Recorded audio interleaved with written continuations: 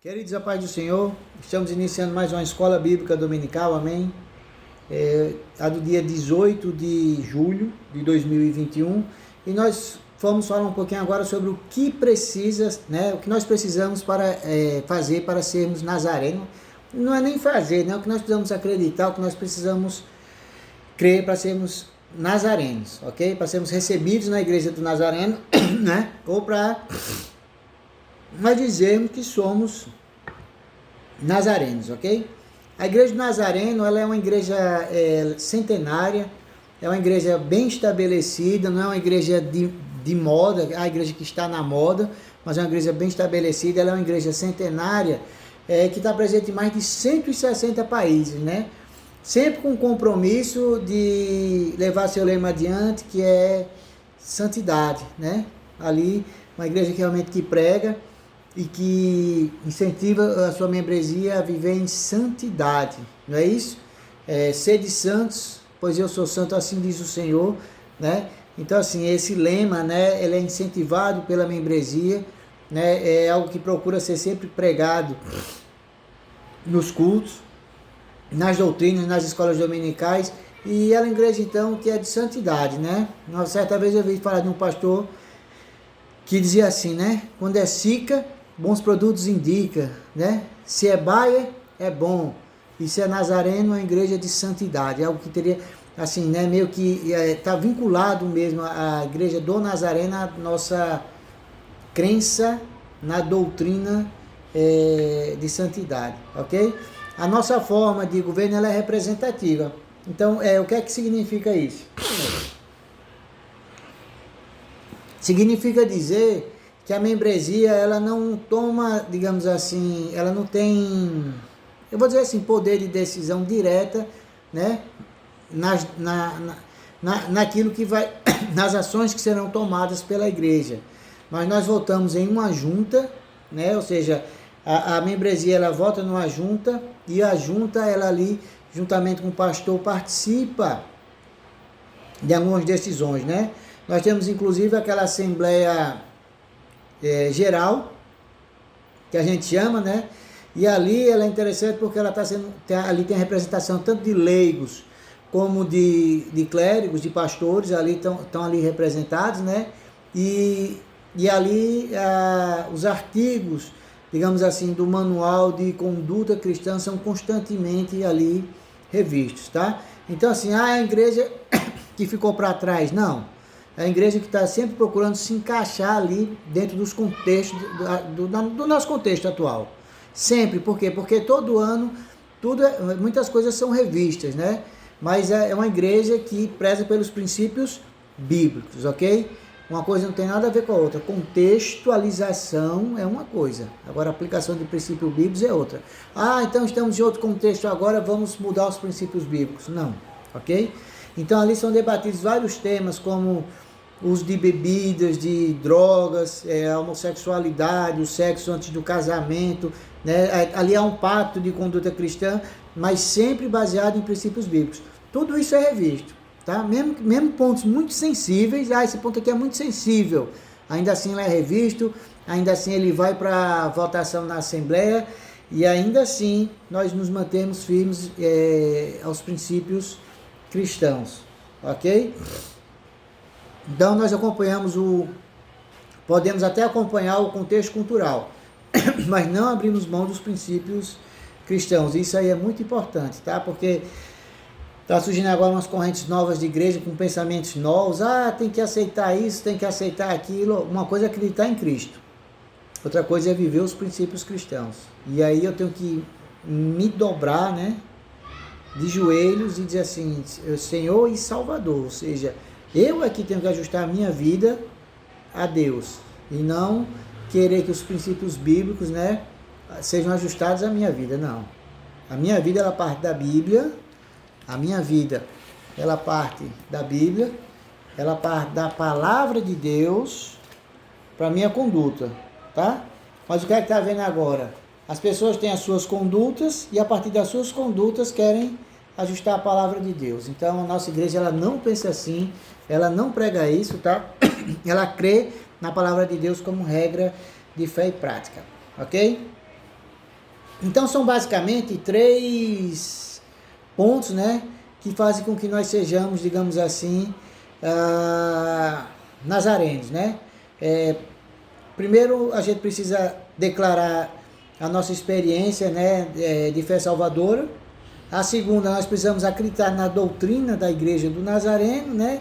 E a terceira é se submeter à autoridade e ao governo da denominação, lembrando que esse governo da denominação tem que estar ali dentro de aplicações ou princípios cristãos, ok?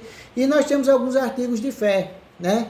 Que vai representar a nossa doutrina. Hoje, embora sua Bíblia aí deva estar aberta, hoje a gente vai ser muito rápido nisso aqui, porque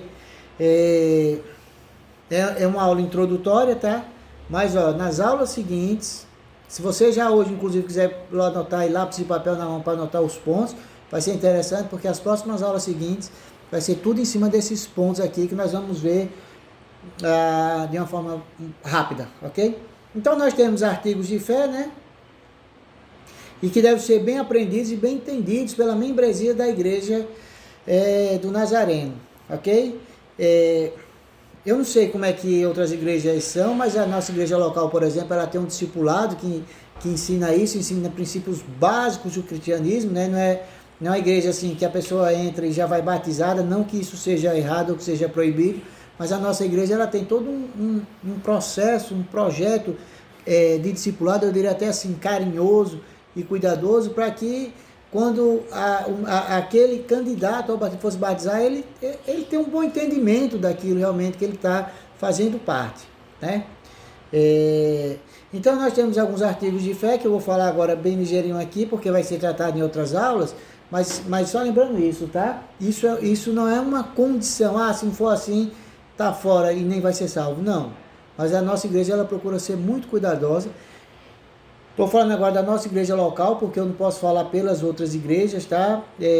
Nós não saímos simplesmente por aí pregando o evangelho, enchendo as igrejas e agora você é um nazareno, não. As pessoas passam realmente estão passando por um ensino, né? Por um discipulado, para que a gente possa realmente entender, né, aquilo que nós estamos aceitando e realmente aqui nós fazemos parte. Agora tá aí uma ex-atriz famosa, não sei nem se é ex-atriz, não sei o que é, mas que entrou numa denominação aí na igreja, saiu doando dinheiro, não sei o que lá e tal, e agora está na justiça para pedir o dinheiro de volta dizendo que foi enganado. Então nós não queremos isso para a nossa igreja, amém?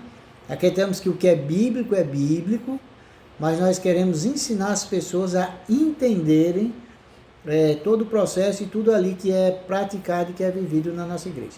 Então a igreja do Nazareno, ela tem 16 artigos de fé. Não que seja só isso, ou que só a igreja do Nazareno esteja certa. Não, porque é permitido, realmente, Deus permite que haja uma certa diferença, digamos assim, doutrinária entre a igreja do Nazareno, entre a igreja batista, mas todas as igrejas vão para o céu. Agora, igrejas sadias. Mas o que a gente precisa entender é que tem uma linha dorsal que ela tem que ser respeitada.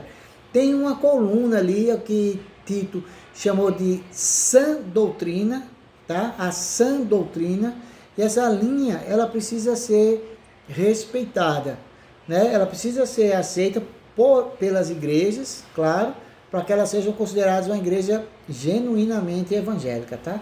Então, o primeiro artigo de fé que eu posso falar aqui é o Deus Trino, né? Nós cremos Deus Pai, Deus Filho e Deus Espírito Santo. Eu não vou falar em nenhum versículo, ok? Porque cada um desses pontos vai ser tratados de forma especial nas próximas aulas, ok? Então nós acreditamos no Deus Trino, ou seja, Deus Pai, Deus Filho e Deus Espírito Santo, que Deus é um só, né? Mas, 3 pessoas em uma só. Pastor Eduardo, como é isso? A gente vai ver em aula posterior, tá? Mas nós acreditamos ser bíblico, Deus Pai, Deus Filho e Deus Espírito Santo. E isso pode ser visto, digamos assim, sem nenhuma explicação, mas historicamente falando, eu vou usar esse termo, ali em Mateus, eu acho que capítulo 4, no batismo de Jesus, né? Ali tem o Espírito Santo em forma de pomba, ao mesmo tempo está Jesus e Deus está falando. Então você consegue ver as três pessoas, tá? Da triunidade de Deus. Nós também, esse é o primeiro artigo. O segundo artigo, nós acreditamos em Jesus Cristo, né, como Senhor e Salvador e como 100% a natureza divina e 100% a natureza humana.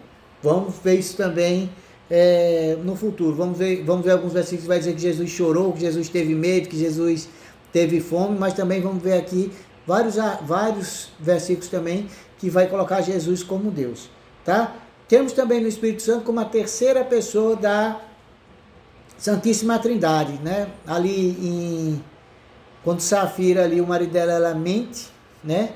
Aí Pedro diz assim: por que mentiste para Deus, né? Por que você mentiu para o Espírito Santo? Então, vamos ver isso daí também, ver que o Espírito Santo realmente é Deus, tá? Esse é o terceiro artigo de fé.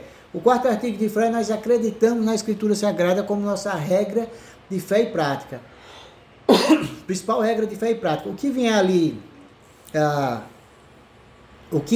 qualquer outra regra, inclusive o manual da Igreja Nazarena, tem que estar abaixo do que as Escrituras Sagradas dizem, né? Tem que estar sobre o manto ali, ou tem que estar sobre a concordância das Escrituras, tá? Nós cremos também no quinto artigo, no pecado original e no pecado pessoal. Pecado original e pecado pessoal a gente falou na aula passada. Só lembrando, pecado original é um estado, né? Quando Adão e Eva pecaram no paraíso, aquele primeiro pecado foi o pecado original, mas esse pecado passou para todos os homens, os seres humanos. Então, é a depravação herdada. Então, isso é um estado, tá? Mesmo que eu nasci agora, um bebê nasceu, não fez nada, tá de braço cruzado, ele nasce com a questão do pecado da depravação herdada e vai precisar de Jesus como Senhor e Salvador. A gente vai ver isso. Existe também o pecado pessoal, tá? Que são meus atos, né? Aquilo que eu faço ou aquilo que eu deixo de fazer, tá? Sexto artigo, nós cremos na expiação, né? De Jesus, que Jesus é a solução, digamos assim, para a questão do meu pecado, né? Eu estou até aqui com um planozinho de salvação, não sei se dá para ler, né? O preto é o pecado, o sangue de Jesus, né? E assim vai, um planozinho de salvação por coincidência, mas a expiação de Jesus, né? Como solução para o pecado, tá? Que me afasta de Deus, né? O sétimo, a graça preveniente, porque nós acreditamos, aí é uma doutrina bem nazarena mesmo, assim, de santidade, porque nós acreditamos que o Espírito Santo, ele vem e convence a gente, né? Ele nos atrai, ele nos convence de que o Evangelho é o caminho correto, mas nós podemos aceitar ou não, tá? E aí vem o oitavo, que nós cremos no arrependimento. Vamos ver qual é a função do arrependimento na salvação. Olha, as próximas aulas, elas vão ser muito boas, bem legais mesmo assim, no sentido teológico, para que a gente tenha uma boa base cristã mesmo. Vai valer a pena a gente anotar e participar dessas aulas, tá? O nono é aquilo que acontece depois da conversão. Então, o nono artigo de fé, nós acreditamos na justificação, na regeneração e na adoção, tá? O décimo artigo, nós acreditamos na inteira santificação, onde aquele poder da depravação herdada, ele vai perder ali poder, né? E vai ser erradicado ou não vai ser erradicado do nosso coração. O que é que acontece com a depravação herdada depois que nós somos inteiramente santificados, tá? 11º, nós acreditamos na igreja como corpo de Cristo. E aí essa questão é importante, porque eu já me converti, acredito em Deus, então eu não preciso ir para a igreja não. Mas será que é assim? Se eu não preciso ir para a igreja, por que é que Deus instituiu a igreja, né? Se eu não preciso fazer parte da igreja, como é que eu faço parte do corpo de Cristo, sendo que a igreja é o corpo de Cristo? Então, o 11º nós vamos falar sobre isso. O 12º e o 13º mandamento, o 12º é o batismo, o 13º é a ceia. Nós vamos falar sobre sacramento, né? Falamos um pouquinho sobre o batismo na aula passada, mas nós vamos aprofundar. Batismo salva, batismo não salva. Santa Ceia, quem pode participar, quem não pode. O que é mesmo a Santa Ceia? Ali nós estamos comendo a carne de Cristo mesmo? Ou não? Né? Nós, por exemplo, acreditamos que fazemos isso em memória de Cristo. Mas onde é que tem na Bíblia aí dizendo isso, que é memória de Cristo? Vamos lá buscar também. Então, o 12º e o 13º nós vamos falar sobre Santa Ceia. 14º, cura divina, né? Onde nós acreditamos que o Espírito Santo ainda faz milagres. Existem algumas igrejas por aí, não sei se vocês sabem, são chamadas de sensacionalistas, que acreditam, que defendem que o Espírito Santo de Deus, né, que os dons cessaram, né, que não existe mais milagres. Mas e os milagres que eu vi? Como é que você vai explicar? Eu vi milagres de cura, né? A minha filha, ela foi curada. Todo mês ela perdia aula porque tinha amígdalas, problema nas amígdalas quando era pequenininha. E o de um pastor orou por ela e literalmente ela não teve mais nenhum problema. Como se explica isso?